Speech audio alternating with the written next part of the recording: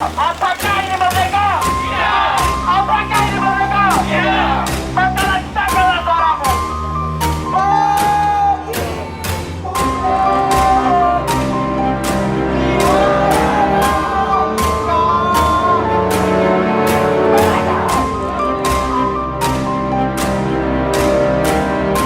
Assalamualaikum warahmatullahi wabarakatuh. Kembali lagi bersama saya Citra Wahyuni di Politik Minang. Dan hari ini ada yang heboh nih di Sumatera Barat. Apa? Ada demo dari PMM, Pergerakan Milenial Minang nih, yang mendemo gedung DPRD Sumatera Barat.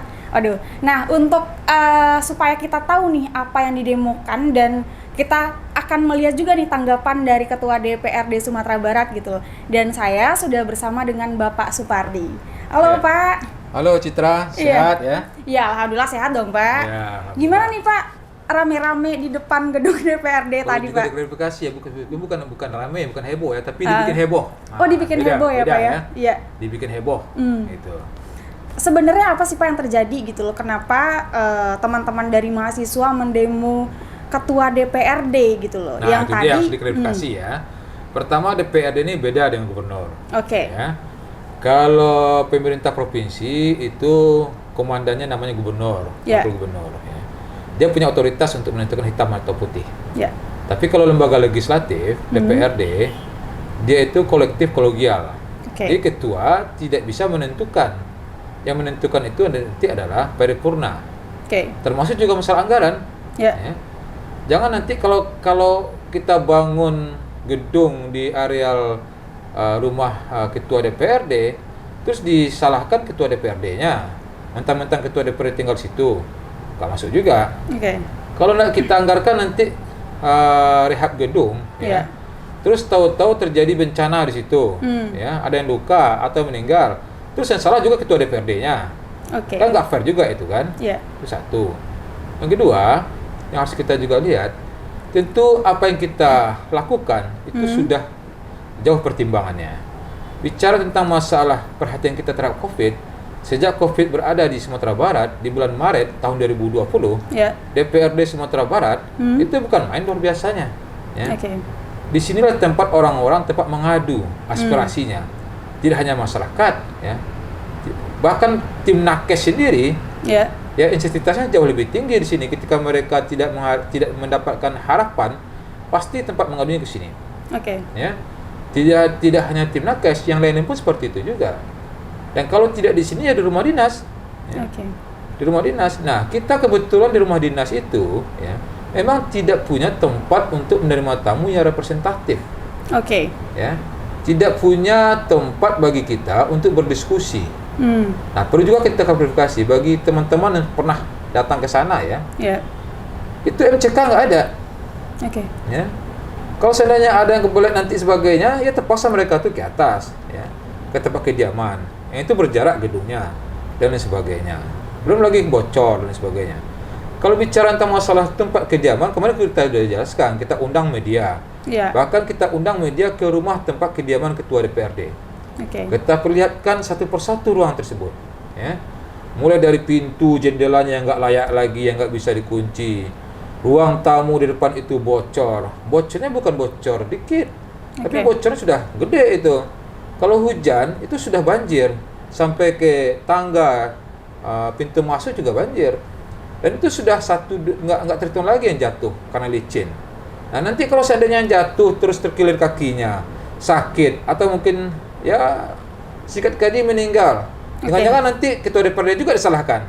Oke, Ya. nah berbicara masalah anggaran yang opininya banyak banget di luar gitu loh, Pak. Ada yang 7, gitu loh, ada yang Yang jelas 5, anggaran gitu loh. pembangunan gedung pertemuan itu 5,6. Oke. Tapi harus disikapi itu adalah ya, kan tidak pembangunan di areal itu yang dilakukan Ya, betul. pembangunan ya. Itu sudah ya, saya masuk tahun 2019 lah, Oke. sebelum pandemi terjadi. Ya. 2020 kita refocusing karena seluruh anggaran DPRD itu boleh dikatakan kita refocusing. Oke, jadi penganggaran ini dilakukan sebelum COVID atau Ya saat kita mau COVID? rencanakan masukan, tapi kan ada pandemi nggak jadi Ya. kita masukkan. Oke. Ya. Nah 2021 ini kita masukkan. Kalau dasar pertimbangan awalnya anggarannya lebih banyak dari itu. Oke. Ya. Tapi karena pandemi sekarang terjadi, kita kurangin.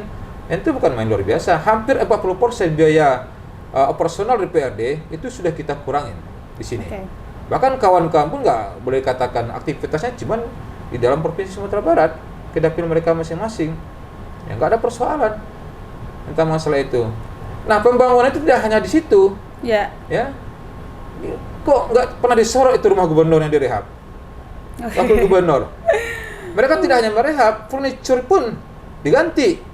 Oke. Saya sampai hari ini nggak pernah ganti furniture. Masih peninggalan ketua yang lama. Masih peninggalan yang lama. Loh, kok saya yang disorot terus gitu dong? Makanya saya bikin ini bukan heboh, tapi dibikin heboh. Dibikin heboh ya Pak ya? Dibikin heboh. Ya. Oke, nah Persoalan di setelah mana tuh? Iya. Apa persoalan seperti itu? Apakah dengan anggaran 5,6 terus dibilang ketua DPRD nggak sensitif dengan COVID? Iya, nggak peduli COVID Nggak gitu ya peduli Pak ya? COVID, nggak bisa itu. Dan sampai hari ini pun ya kita nggak pernah kok disorot oleh tim-tim nakes, teman-teman nakes yang sebagai gerbang utama COVID. Ya, karena dia tahu sepak terjang kita di DPRD, anggota-anggota DPRD jadi mereka tahu. Iya. Ya. Nggak pernah kok. Maka saya bilang ini janganlah dijadikan sebagai komoditas politik ya. Oke. Kalau fair-fair ya harus seluruhnya dong disorot. Oh, PDPD juga bangun rumah kok, rumah kantor kok. Kok kantor DPRD ya memperbaiki AC yang memang sudah rusak, kalau nggak diperbaikin, Ya. itu bisa menjadi bumerang nanti. Karena sejak tahun 95 nggak pernah diperbaiki nih AC sentralnya. Oke. Nggak pernah diperbaiki. Nah, kalau saya terjadi kebakaran nanti, karena AC sudah rusak, ya siapa yang bertanggung jawab? Nah, itu bukan rekomendasi DPRD, tim ahli. Oke. Pagar juga seperti itu. Nah, kalau baju, bisa ditanyain, seluruh pegawai ASN tiap tahun dapat baju. Ya, betul. Ya. Nah, kenapa DPRD juga dapat baju? Karena setiap rapat itu kan mereka tuh bajunya kan sudah diatur. Iya. Kalau paripurna bajunya ini, kalau Pak Komisioner bajunya ini, dan sebagainya kan diatur itu. Enggak seluruh pertemuan paripurna atau resmi bajunya sama, berbeda-beda. Dan itu dari Sabang sampai Merauke loh, tidak hanya DPRD Sumatera Barat. Iya, betul. Bahkan kalau kita coba perbandingkan anggaran baju, ya kemarin kita juga coba lihat oleh Sekwan, anggaran baju yang ada di Provinsi Riau, ya, dengan jumlah anggota yang banyak, mereka lebih kok 1,3 miliar. Oke. Ya. Kita jauh di bawah itu.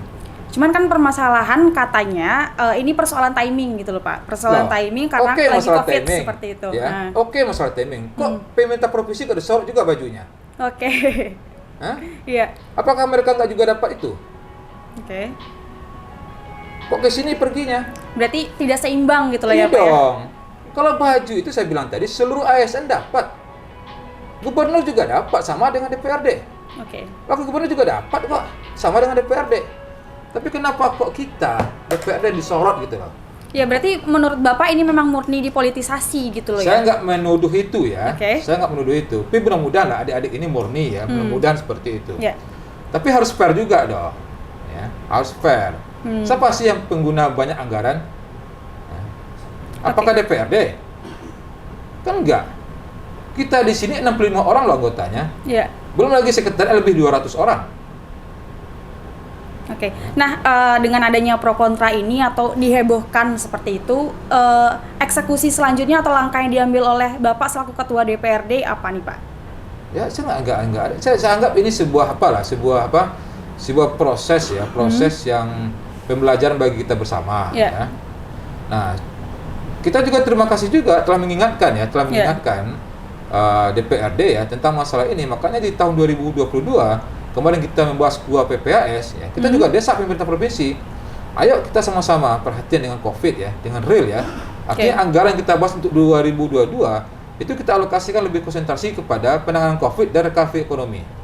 Ya, pembangunan fisik yang sifatnya gedung kantor itu kita tiadakan, yang berat, kecuali pemeliharaan. Nah, kalau pemeliharaan itu wajib itu. Ya, kita tiadakan. Pengadaan mobil dinas kita tiadakan. Nah, itu disepakati oleh pemerintah provinsi. Nah, kalau itu yang kita ambil iktibarnya ya, dari persoalan-persoalan seperti ini. Oke, terima kasih Pak atas klarifikasinya gitu loh Pak, dan atas waktunya juga untuk berada di Politik Minang kali ini. Terima kasih sekali lagi Oke, Presiden Pak, kasih semoga Citra. proses ini tetap berjalan dengan sesuai dengan mekanisme yang baik gitu loh. Oke. Ya, terima kasih Pak. Makasih.